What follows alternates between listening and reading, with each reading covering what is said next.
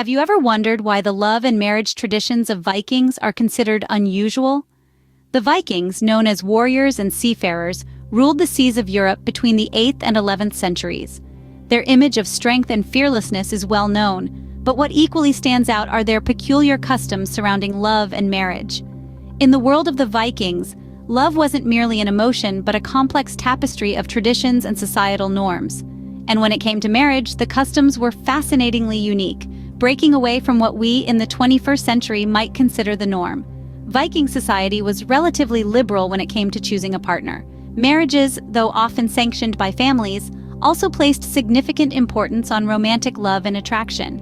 Women enjoyed considerable freedom, engaging in premarital relationships and even choosing to live as single mothers. The concept of divorce and remarriage was not alien to the Vikings. Marriages could be dissolved by either partner, and post-divorce children usually stayed with their mothers. The society was also open to the idea of polygamy, with men often having more than one wife, a practice often associated with social status and wealth. In polygamous marriages, the first wife held a higher status than the others. Interestingly, the Vikings were also tolerant of relationships outside marriage, as long as there was mutual consent.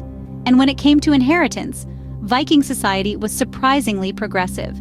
Both men and women, sons and daughters, had equal rights to inherit property and lands from their family. These unusual traditions of love and marriage among the Vikings offer a fascinating glimpse into a society that was complex, surprisingly progressive, and far removed from the stereotypical image of ruthless seafaring warriors. These customs not only shaped their society, but also left an indelible mark on history, challenging our perceptions and understanding of love and marriage traditions.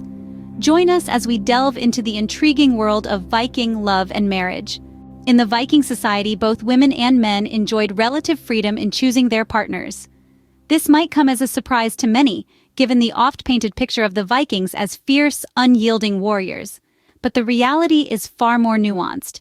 Let's delve deeper into this aspect of Viking culture. Marriages were often arranged, but not in the way we typically understand the term today.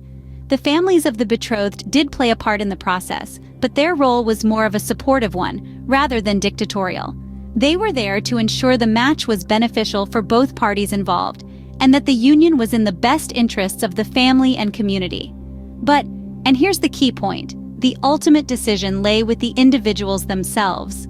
Romantic love and physical attraction were not sidelined. They were considered essential elements of a successful match.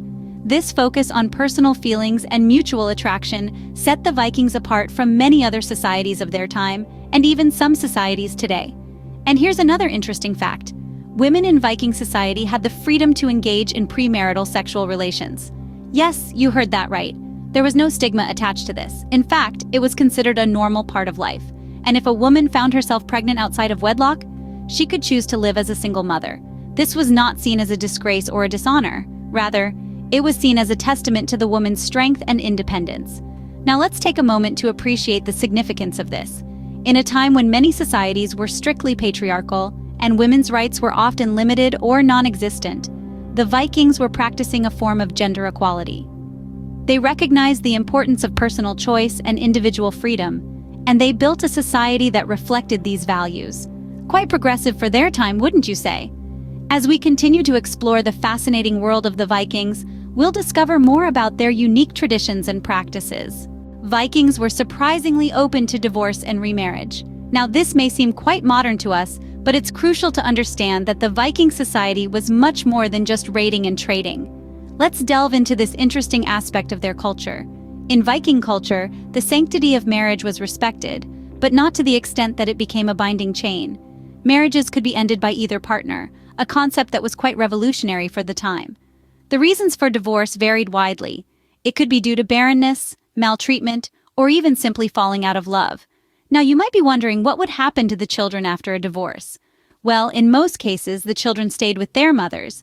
This is quite a contrast to many modern societies where the father often gets the custody. It's important to note that Viking women enjoyed considerable rights and independence in their society, which was quite unusual for the period. After a divorce, both men and women had the right to remarry.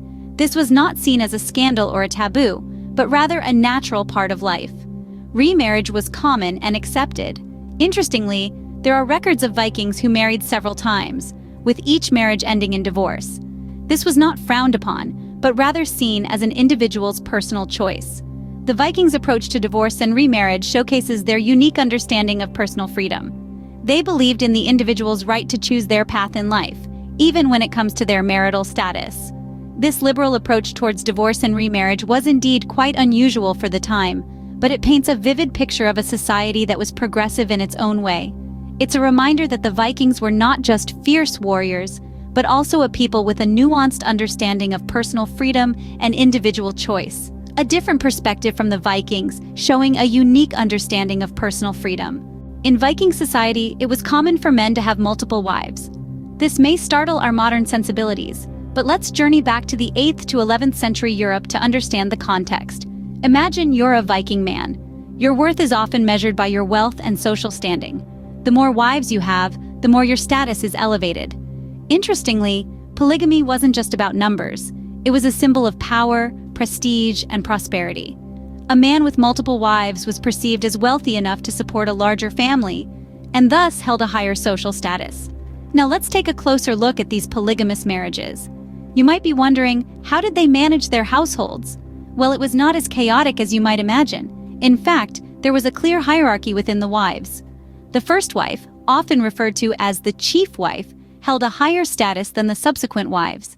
She was usually the one who managed the household and had a significant say in family matters. It's crucial to note that polygamy wasn't merely a man's whimsical desire. It was a societal norm and an economic strategy. More wives meant more hands to work on the farm or in the family business. It also meant more children who were seen as valuable assets in those times, contributing to the family's labor force and ensuring the family line's continuity. However, this practice was not without its challenges.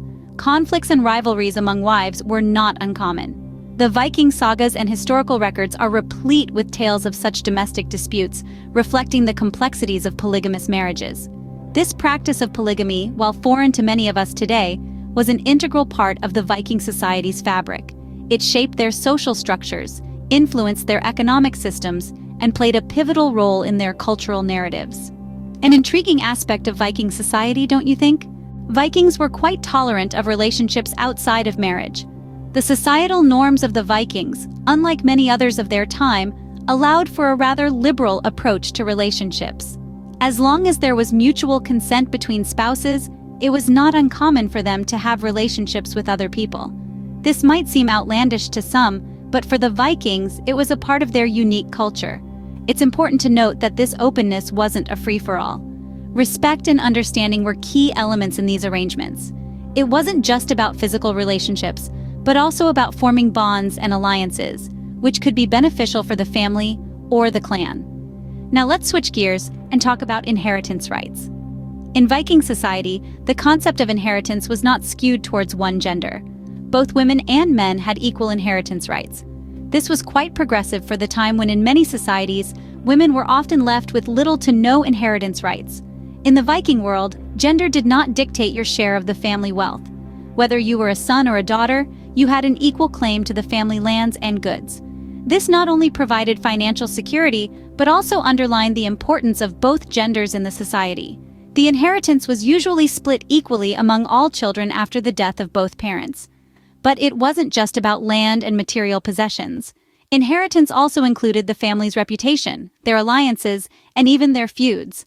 To sum it up, the Vikings had a quite unique approach to relationships and inheritance.